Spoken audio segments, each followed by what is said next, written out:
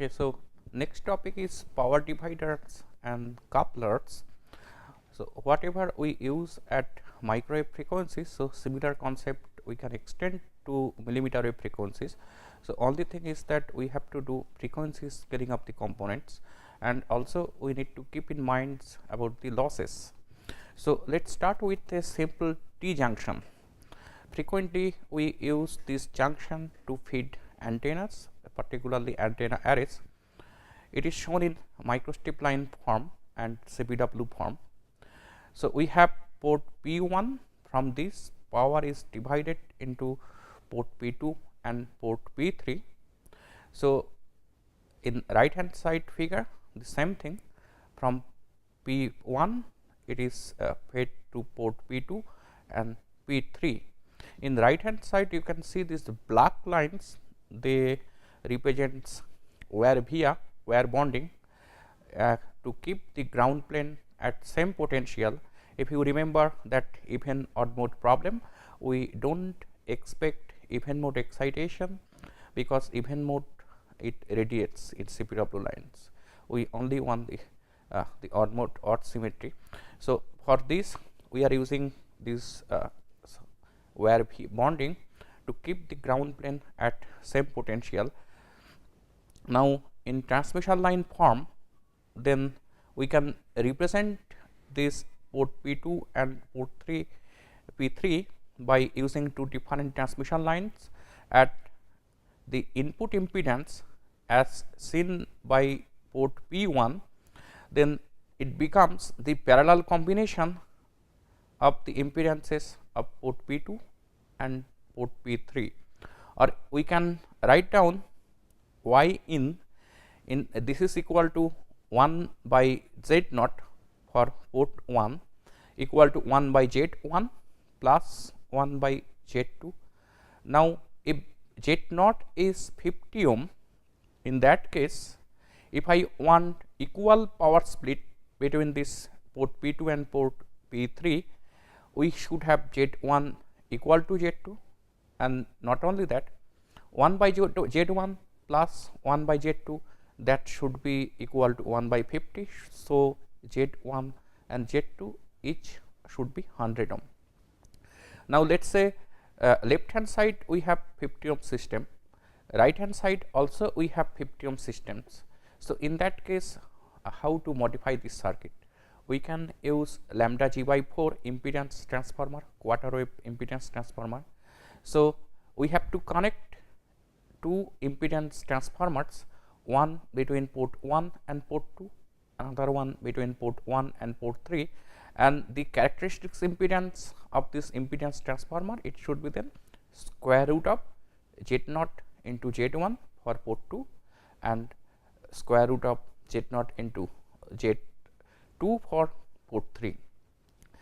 So for 50 ohm systems, for all these three, then the characteristics impedance of the impedance transformers, it comes square root of 50 into 100, approximately 70.71 ohm, and the length at a given operating frequency, let us say 60 gigahertz, the length should be lambda g by 4, where lambda g is the guided wavelength. But the problem with this T junction power divider is that port P2 and P3, they are not isolated. So if there is any reflection, let us say from port P2, that power will come back to not only port P1 into port P3 also. So this is the problem with this T junction. Then how we can modify it? We can modify it by using a resistor, and the modified form is Wilkinson power divider. So you can see here, although it is showing one microwave design at lower frequencies, same principle we use at higher frequencies, millimeter wave. So left hand side we have 50 ohm systems, we have two impedance transformer, they form one rectangle, and in between we have a resistor of 100 ohm, and right hand side we have port P2 and P3, they are again terminated in 50 ohms. And this is the measured response of this Wilkinson power divider. You can see S11 input impedance matching from port 1, it's quite good. S21 is equal to S31 and they are approximately minus 3 dB. It shows equal power split. And isolation S32, it is also down. At the operating frequency, it's below 40 dB. We have good isolations. So ideally, what should be the S parameters of one Wilkinson power divider? From all the ports, we should have 0 reflection. That means S11, S22, S33, they should be 0. From port 1 to port 2 and from port 1 to port 3 and its and vice versa, they should be equal, but we have a change of phase 90 degree, but this phase difference is same for both this port. That means angle of S21 is equal to minus 90 as well as angle of S31, that is again minus 90, so that we do not have any phase difference between these two output ports. So, this is one basic property of power divider, we do not have any phase difference between the output ports. Now, let me show you some millimeter wave circuits. So, this is showing one T junction realized in CPW technology at 94 gigahertz on silicon wafer. So, left hand side this is port P1 and right hand side port P2 and P3. You can see the impedance transformer lambda G by 4. We have different signal line width.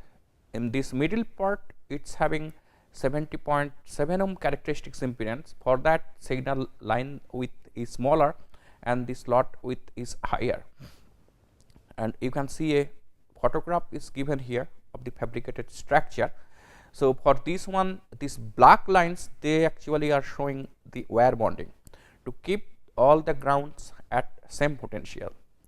Now, when we design something at so high frequencies like 94 gigahertz, we have to be very careful about the bends and junction.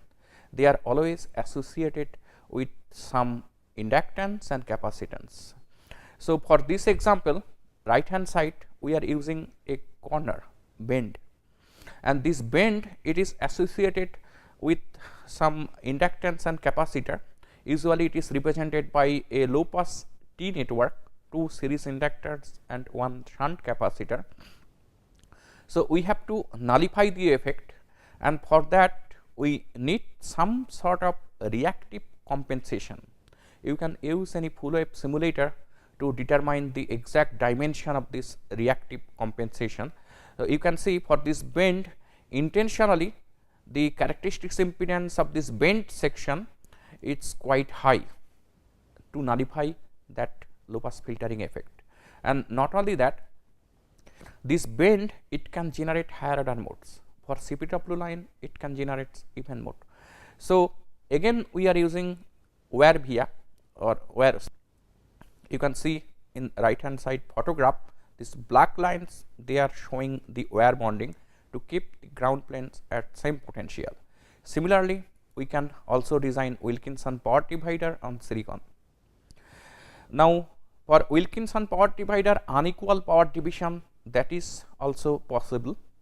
In that case, we have to use these design equations. For example, if the power ratio between the ports P3 and P2, they are given by k square equal to P3 by P2, then the design equations for Z03 and Z02, they are given by these two equations, and the required resistance in this case it is not 100 ohm, but given by R equal to Z0 into K plus 1 by K. Here is one example of 1:8 Wilkinson power divider. If you look inside, it comes in PCB form with packaging. This is the input port. It is first divided into 2 ports using one single Wilkinson power divider. Then it is divided into 2, and finally we have 8 output ports. We can also design wideband Wilkinson power divider. For this is a very standard technique for bandwidth enhancement of any couplers and power divider, that you use multiple of the components, but obviously in that case design equations will be different. So here is one example. It shows a 3-section wideband Wilkinson power divider. So you can see it is in microstrip line technology, and the thickness of these strips of different sections, they are different. This is one example of a Wilkinson power divider at 94 gigahertz designed on silicon. So we have many reactive compensation along with the wire bonding, and this black dot, it represents the resistor. Usually we use thin film nickel chromium resistor at high frequency, millimeter wave frequencies. So this is typically it shows a loss of 0.4 dB, which is considered a very good value at 94 gigahertz. So loss 0.4 dB, that means instead of S21 equal to -3, we are having S21 equal to -3.4 dB. S31 is equal to -3.4 dB. So next we will go to coupler. We can design couplers in microstrip line technology as well as using any other waveguiding system like rectangular waveguide, image guide. In all the guiding systems we can design couplers. Let me give the first example in image guide, where we will consider two coupled image guide. They are parallel to each other as shown in this figure. So if you recall, we may have TM to Y and TE to Y mode, and just like microstrip line, we can divide for analysis. We can consider the even mode excitation and the odd mode excitation scheme. In even mode excitation, this is the plot of EY along X. So EY, it is maximum on the inside the image guide, and it is having minimum value in between two. So if you remember, for the microstrip line case, we can use one PMC between these two coupled lines. Here also almost similar thing. And for the EY variation in odd mode, they have positive and negative value for left and right hand side. So coupling, it can be controlled by tuning the gap between two guides as well as length of this coupled line. So this is showing a typical top view of a directional coupler using image guide. Now for practical realization, as I said, whenever we design any bend, we have to be very careful. Each and every bend, it is associated with some reactance, and at lower microwave frequencies usually we do not consider its effect is negligibly small, but if we go for high frequency design, typically above 60 gigahertz, we have to consider their effect. So you can use any full wave simulator to characterize and to minimize this reactive loading effect. For this example, we are showing different types of termination. So from this coupled section, how we are dividing power among this port V1 to P4. For the first one, we are using a straight junction. For the second one, we are using a rounded junction. The rounded junction, it shows somewhat improvement in terms of bandwidth. Then the overall S21 and S31, they can be represented in cosinusoidal and sinusoidal form. It is cos pi LF by twice L. So where capital L, it is equal to pi by beta E minus beta naught. So beta E and beta naught, they represents the phase constant for even mode and odd mode excitation, and LF, this is the effective couple length, and this is L naught plus some we have correction factor. So, this correction factor is because of this bend actually. So, L naught you can see this is the straight part, straight coupled part, and in addition to that, due to this bending, we have to add some correction factor.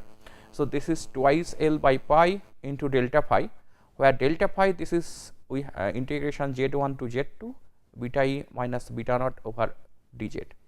But the problem of this coupler that the bandwidth is very small, typically 3% or even less than that, but wideband coupler multi sections and using some sort of inset, wideband design is possible, and the effective coupling length it decreases for a broadside couple structure.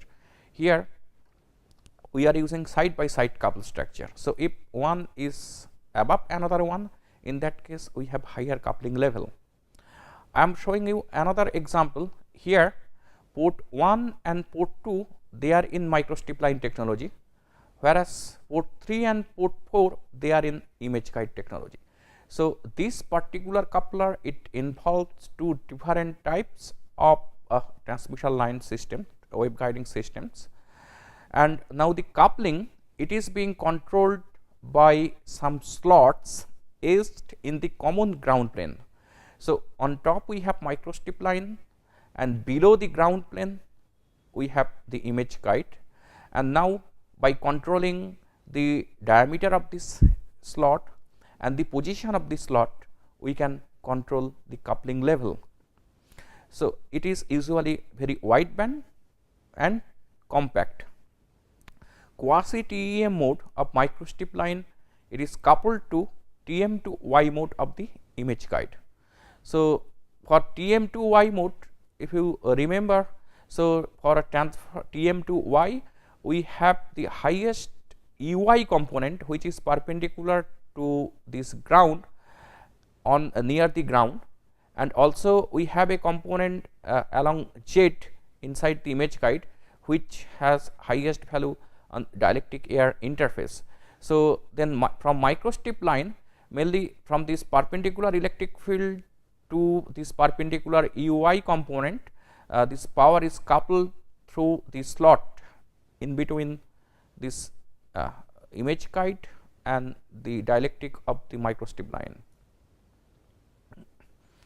Now, direction coupler in microstrip line technology. So, in this example, in the first example we are using simply a coupled microstrip line. So, in this figure right hand side you can see this is the main line, with this we have a coupled microstrip line here. In general, directional coupler it is a 4-port network. Port 1 it shows the input port, port 2 we called it through port, port 3 is the coupled port, and port 4 is the isolated port. So, if we feed at port 1, most of the power it will appear at the through port, and a fraction of the power it will appear at the coupled port. Usually the phase difference between through and coupled port is 90 degree, and not only that we have some other types of coupler. For directional coupler, the power coupled to the coupled port is quite small, sometimes it is 10 dB or 20 dB down in comparison to through port, and they are typically used to monitor the power level. Let us say you are transmitting through one antenna and you want to monitor the power level. In that case we can use one direction coupler, and they also have some other uses. Some parameters, important parameters like coupling C. We define coupling C as 10 log P1 by P3 in dB, where P1 this is the incident power, P3 this is the coupled power available at port P3. Similarly, we can define directivity.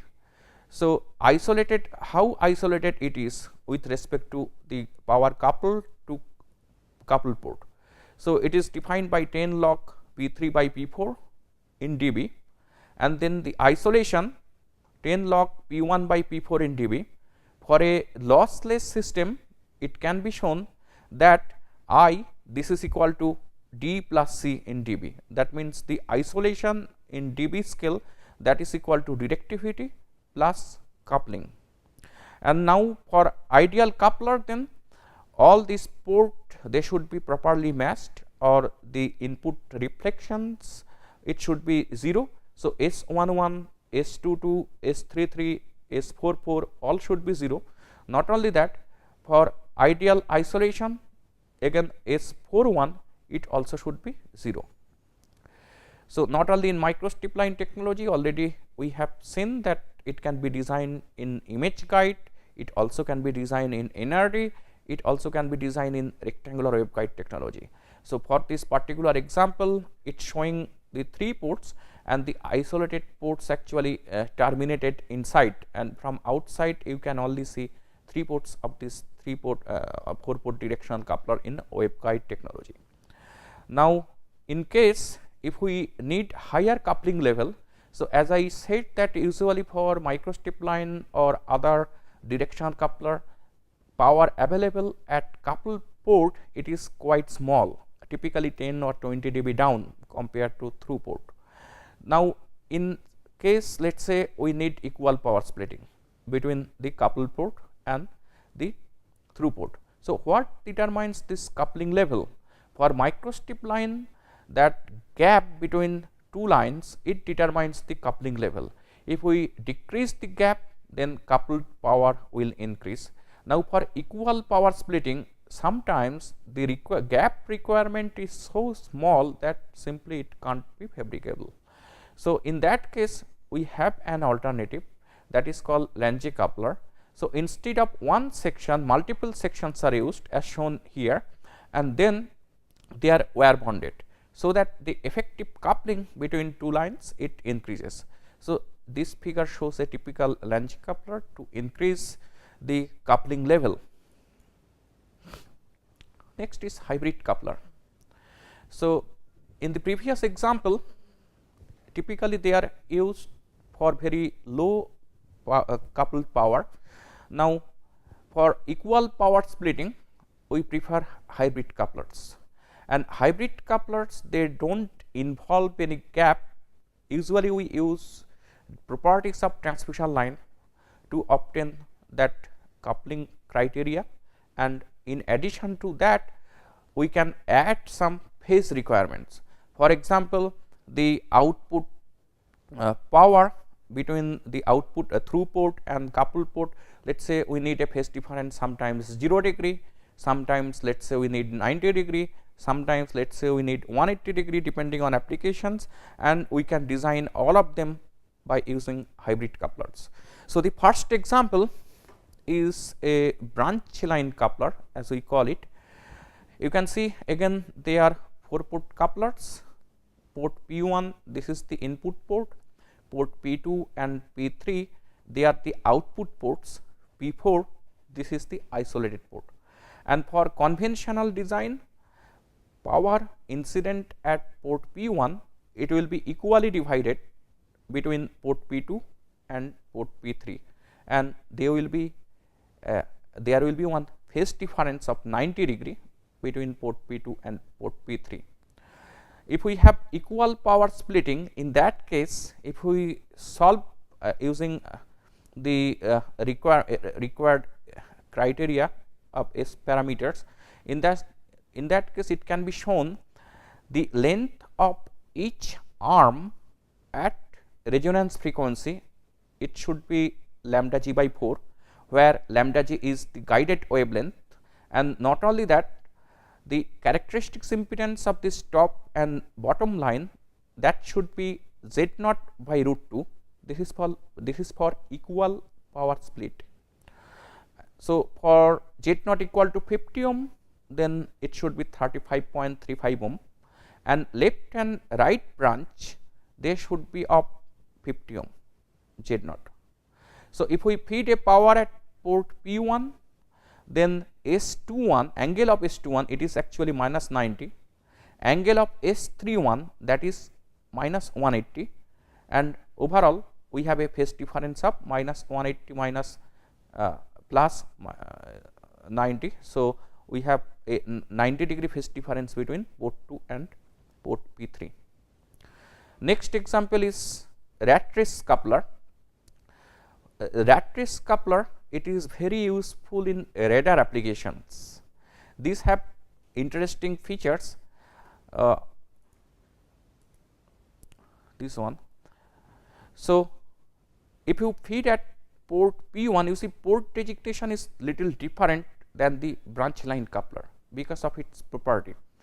If I feed at port P1, then power, it is divided equally into port P2 and port P3, and port P4 will be isolated. So, the farthest port is isolated, and not only that, if you use port P1 as the incident port, then port P2 and P3, they will be in same phase. So, angle of S21 is equal to angle of S31. Now, if I use port 4 as the incident port, in that case again power will be divided between port 3 and port 2, but this time there would be a phase difference, and that is minus 180 degree. So, port 1 and port 4, any one of them can be used as the input port, but we have two different phase relationships. Now, if we use the output ports, for example port 2 and port 3 as the input port together, so we have let us say a power source and we are feeding to both port 2 and port 3, then their addition will appear at, or summation will appear at port P1. So, that is why sometimes we call this one as the sum port, and their difference it will appear at port P4. So, we call it sometimes the difference port or delta port. So, that means if we have two signals, we can simply do their addition and subtraction by using a rat race coupler. So, this is the S matrix for one ideal lossless rat race coupler. Ideally, all 4 ports should be matched. So, S11, 22, 33, 44, all the diagonal elements, they are 0, and you can see S12 and S13, they are 1 multiplied by minus j by root 2. So, power is equally divided with the same phase. Now, you consider for example S42 and 43, we have minus 1 and plus 1 and multiplied by minus j by root 2. So, magnitude is same, but phase they are out of phase.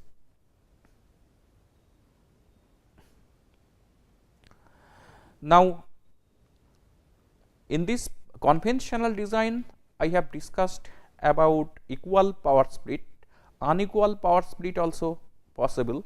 So, in that case we have to derive the corresponding equations, and then the impedance requirement it will be different.